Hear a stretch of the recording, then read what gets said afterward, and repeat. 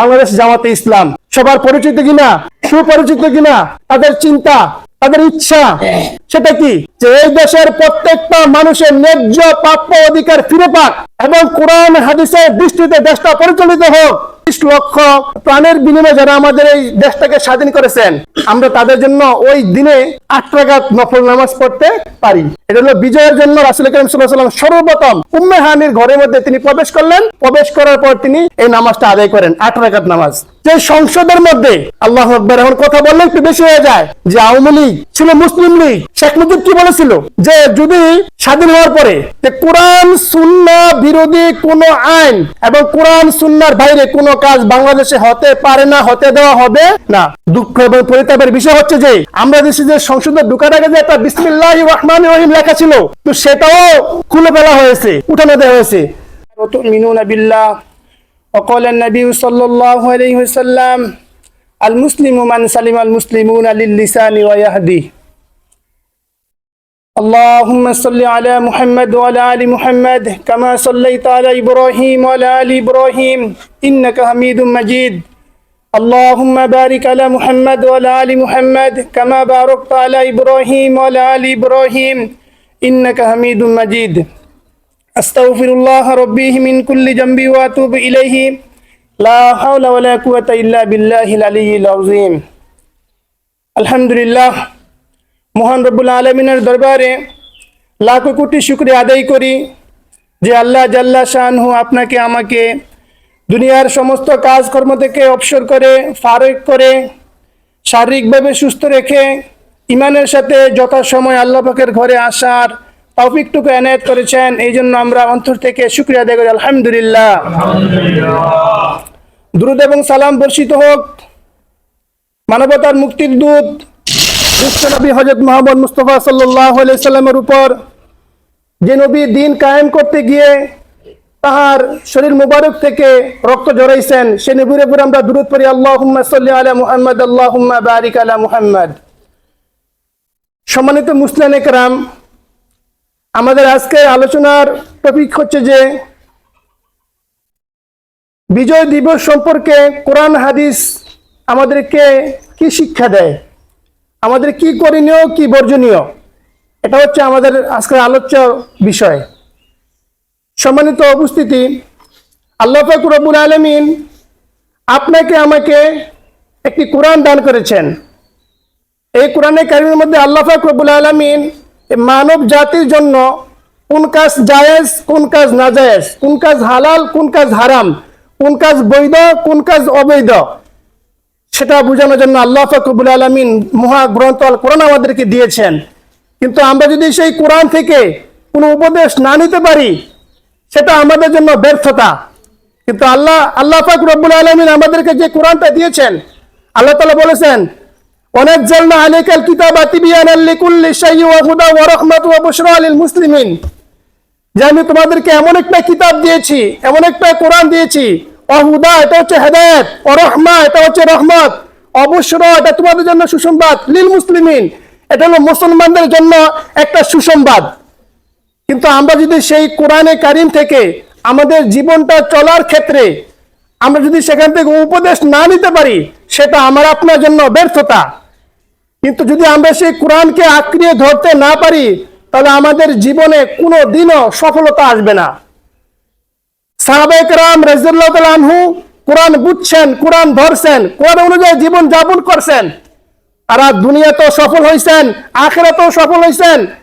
আজও পর্যন্ত তাদের নাম যদি কোনো মুমিন ব্যক্তি, কোনো ইমানদার ব্যক্তি তাদের নাম নেয়, কিন্তু বলতে হয় রাদিয়াল্লাহু তাআলা আনহু। কিন্তু আমরা যদি মৃত্যুবরণ করি, আমাদের মৃত্যুর পরে রাদিয়াল্লাহু তাআলা আনহু বলবে কেউ?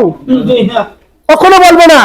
কিন্তু তাদের জীবন, তাদের জীবনের সব কিছু, তাদের জান প্রাণ মাল অর্থ সম্পদ বাড়ি গাড়ি সব কিছু তারা আল্লাহর রাস্তায় বিলীন করছে একমাত্র দিনকে কায়েম করতে গিয়ে।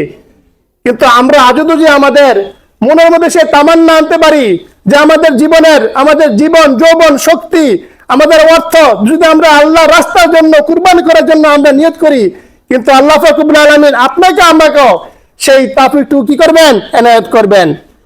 রাসূল করিম সাল্লাল্লাহু আলাইহি ওয়াসাল্লামকে আমরা দেখি নাই, সাহাবায়ে কেরামকে আমরা দেখি নাই, কিন্তু আমরা তাদেরকে না দেখেও আমরা যে ঈমান এনেছি, এটা বহুত বড় একটা কি অনুগ্রহ। রাসূল করিম সাল্লাল্লাহু আলাইহি সাল্লামের চেহারা মোবারক কত সুন্দর ছিল। হযরত জাবের রাদিয়াল্লাহু আনহু বলেন, আজ আমি রাসূল করিম সাল্লাল্লাহু আলাইহি সাল্লামকে দাওয়াত করেছি, আমি তাকে ঘরের মধ্যে নেওয়ার পরে আমি একবার রাসূল করিম সাল্লাল্লাহু আলাইহি সাল্লামের চেহারার দিকে তাকাই, আরেকবার আমি চাঁদের দিকে তাকাই, কিন্তু আমি দেখি বারবার আমি লক্ষ্য করেছি যে চাঁদের চাইতেও আমার নবীর চেহারা আরো অনেক গুণে সুন্দর। সুবহানাল্লাহ। আহলে সুফফা, যেটা মদিনা শরীফের মধ্যে আহলে সুফফা মানে এক শ্রেণীর লোক ছিল, তারা সেখানে মদিনা শরীফের মধ্যে তারা সেখানে বসবাস করতেন, সেখানে তারা খাইতেন, সেখানেই ঘুমাইতেন। কিন্তু আহলে সুফফাদের একটা গুণ ছিল কি, যে তারা রাসূল করিম সাল্লাল্লাহু আলাইহি সাল্লামের জবান থেকে যদি কোনো একটা কথা বের হইতেন, সেটা তারা সাথে সাথে মুখস্থ করার কি করতেন, চেষ্টা করতেন। আহলে সুফফার মধ্যে যারা ছিল, এর মধ্যে ছিল আবু হুরায়রা রাদিয়াল্লাহু তাআলা আনহু কি ছিলেন। আবু হুরায়রা রাদিয়াল্লাহু তাআলা আনহুর গুণ ছিল কি, যে পৃথিবীর যত সাহাবায়ে কেরাম ছিল সবচাইতে বেশি হাদিস মুখস্থ করছেন, সেটা হলো আবু হুরায়রা রাদিয়াল্লাহু তাআলা আনহু। এই আবু হুরায়রা রাদিয়াল্লাহু তাআলা আনহু তিনি আহলে সুফফার মধ্যে একজন ছিলেন। তিনি কখনো খাইতেন, কখনো তিনি উপবাস থাকতেন, কিন্তু কখনো এটা নিয়ে কোনো বাড়াবাড়ি করতেন না। যখন তার ক্ষুধা লাগতো, তখন রাসূল করিম সাল্লাল্লাহু আলাইহি সাল্লামের চেহারার দিকে যদি একবার তাকাইতেন, তাহলে তাদের ক্ষুধা নিবারণ হয়ে যেত। সুবহানাল্লাহ। আমি যে কথাটা বুঝাতে চাচ্ছি, যে ইসলামের জন্য, দ্বীনের জন্য তাদের কুরবানি, তাদের ত্যাগ, সেটা কত বড় মহৎ ছিল। কিন্তু আমরা কি সেটা করতে পারি? আজকে দেখেন, আমাদের যে 16 ডিসেম্বর বিজয় দিবস আমাদের সামনে, আমরা দেখি, কিন্তু আমাদেরকে কোরআন হাদিস আমাদেরকে কি শিক্ষা দেয়? আমরা কি আর কাছেও আছি? আমরা কি সেই অনুযায়ী চলতে পারি? বিজয় দিবস সম্পর্কে আল্লাহ পাক রব্বুল আলামিন কোরআনের মধ্যে 2টি সূরা নাযিল করেছেন। কয়টি ভাই? 2টি সূরা আছে। একটা হচ্ছে সূরা নাসর, আর একটা সূরা ফাতা। সূরা কি? ফাতা। এই ফাতা শব্দের অর্থ হচ্ছে যে বিজয়, এবং নাসর শব্দের অর্থ হচ্ছে যে সাহায্য এবং মুক্তি। কিন্তু আমরা আজও কি চিন্তা করেছি, যারা 30 লাখ প্রাণের বিনিময় আমার এই স্বাধীন দেশ ভূমি যারা স্বাধীন করেছে, যারা পাক হায়না বাহিনীদের কাছ থেকে আমাদের দেশটা মুক্ত করেছে, আমাদের জন্য তাদের কি করণীয়, কি বর্জনীয়? তারা মনে করে যে আমাদের জন্য রক্ত দিছে, জীবন দিছে, আমরা তাদের কবর নিয়ে একটা ফুল দিলাম। এটা কি দিলাম? ফুল দিলাম, বা একটা স্বাগতম জানাইলাম। আচ্ছা বলেন তো, এর দ্বারা তারা কবরে কিছু পাবে? পাওয়ার কোনো রাস্তা আছে? কিন্তু আমরা যদি তাদের জন্য একটু দোয়া করতে পারি, আমরা যে কি করব সেটা তো আল্লাহ পাক আমাদেরকে শিক্ষা দিয়ে দিয়েছেন। এই যে আল্লাহ তাআলা সূরা নাসর যে নাযিল করেছেন, ইজা জা নাসরুল্লাহি ওয়াল ফাত আরাইতান নাস ইয়াদখুলুনা ফি দীনিল্লাহি আফওয়াজা ফাসাব্বি বিহামদি রাব্বিকা ওয়াস্তাগফির ইন্নাহু কানা তাওয়াবা। এই যে সূরাটা আমাদেরকে কি শিক্ষা দিচ্ছে? এই সূরাটা যখন নাযিল হয়, তখন সাহাবায়ে কেরাম রাদিয়াল্লাহু আনহুর মধ্যে একজন সাহাবী ছিলেন, যিনি আল্লাহ পাক রব্বুল আলামিন সবচেয়ে বেশি ভালোবাসেন, সবচেয়ে বেশি পছন্দ করেন। এই সাহাবীর নাম আপনারা জানেন? আবু বকর সিদ্দিক রাদিয়াল্লাহু তাআলা আনহু। সর্বপ্রথম যখন রাসূল করিম সাল্লাল্লাহু আলাইহি সাল্লাম কাছে যখন এই সূরাটা নাযিল হয়, যখন রাসূল করিম সাল্লাল্লাহু আলাইহি সাল্লাম এই সূরাটাকে যখন সাহাবায়ে কেরামের মাঝে বিশ্লেষণ করতেছেন, আলোচনা করতেছেন, সর্বপ্রথম আবু বকর সিদ্দিক রাদিয়াল্লাহু আনহুর চোখ থেকে অশ্রু ঝরতেছে। সবাই খুশি যে এটা বিজয়ের সূরা। মানুষ যখন বিজয় হয়, মুক্তি পায়, তখন তাদের মনটা কি খুশি থাকে না? প্রফুল্ল থাকে না? আনন্দিত থাকে না? অবশ্যই।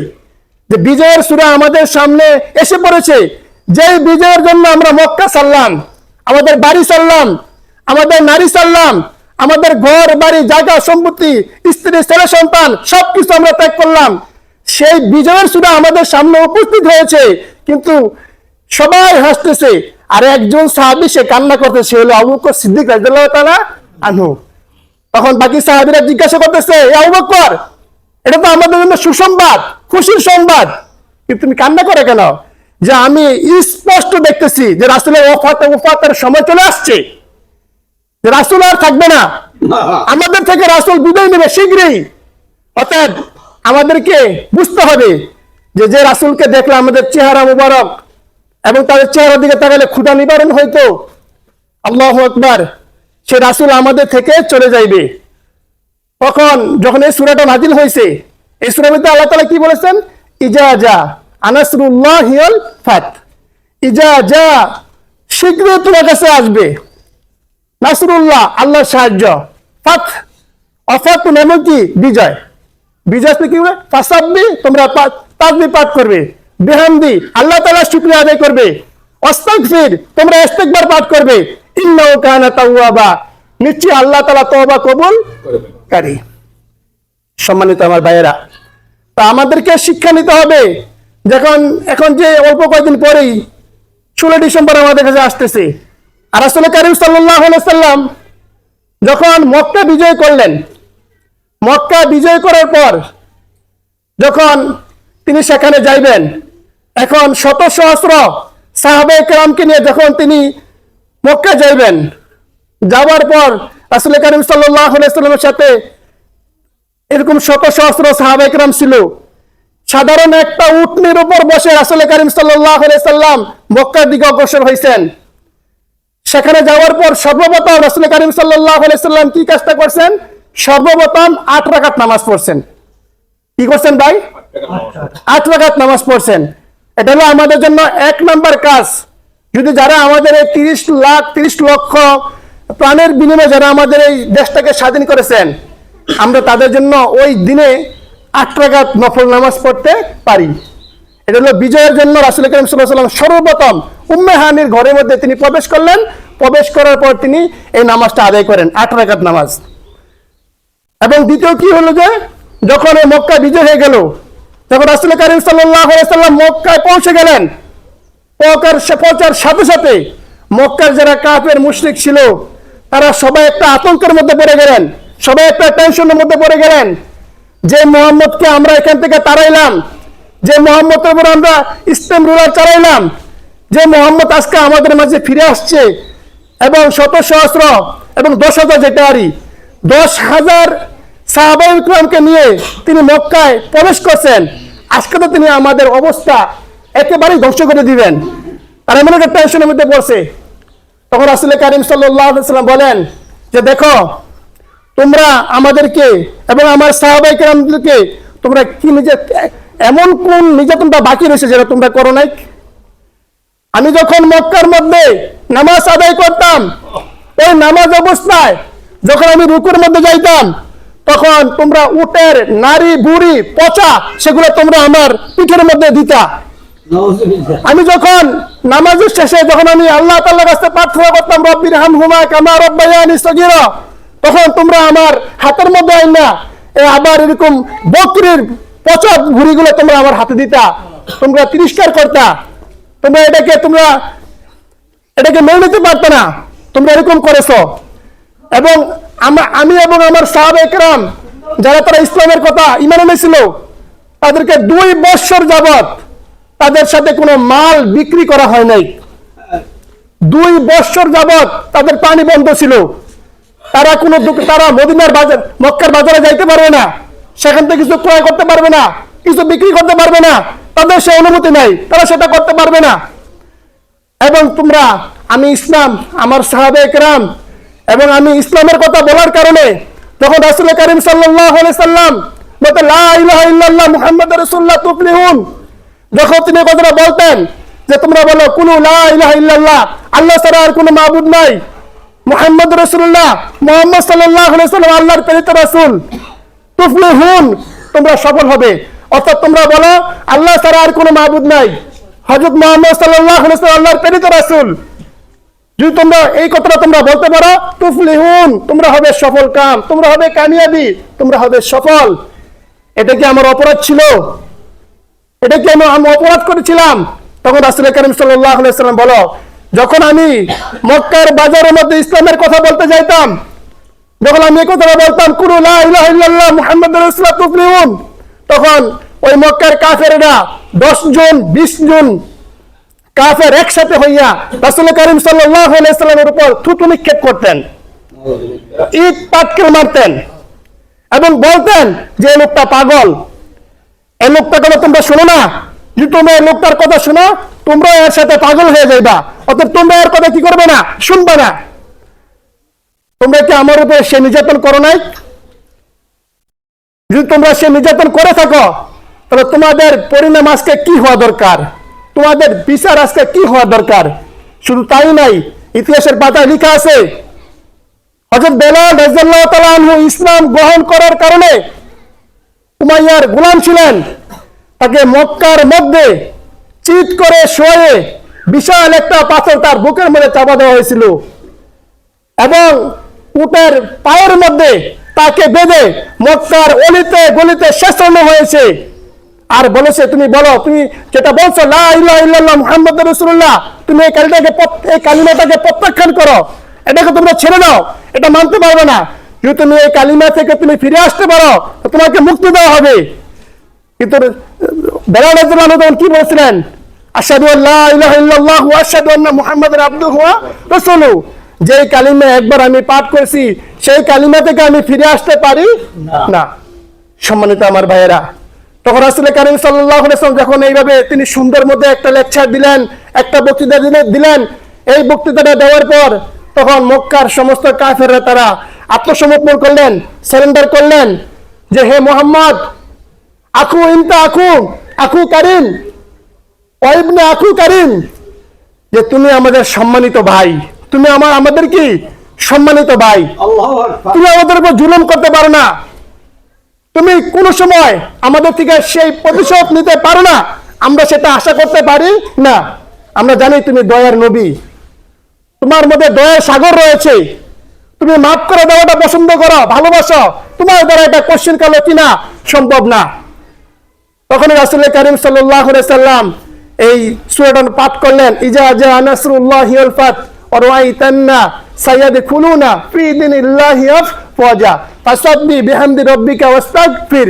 এই মক্কার কাফেররা তোমরা শোনো, আমি আমার মন থেকে কোনো কথা বলি না, কোনো কাজ করি না, আমার মনের চায় আমি এরকম খায়েশ কোনো কাজ করি না। স্বয়ং আল্লাহ পাক রব্বুল আলামিন শিক্ষা দিয়েছে যখন কোনো দেশ কোনো জাতি তারা মুক্তি পাবে, তাদের কোনো স্বাধীন হবে, তখন তাদের জন্য তিনটা কাজ আছে। কয়টা কাজ আছে ভাই? তিনটা কাজ আছে। সর্বপ্রথম তারা কি করবে? ফাসাব্বি, তারা আল্লাহ তাআলার তাসবিহ পাঠ করবে।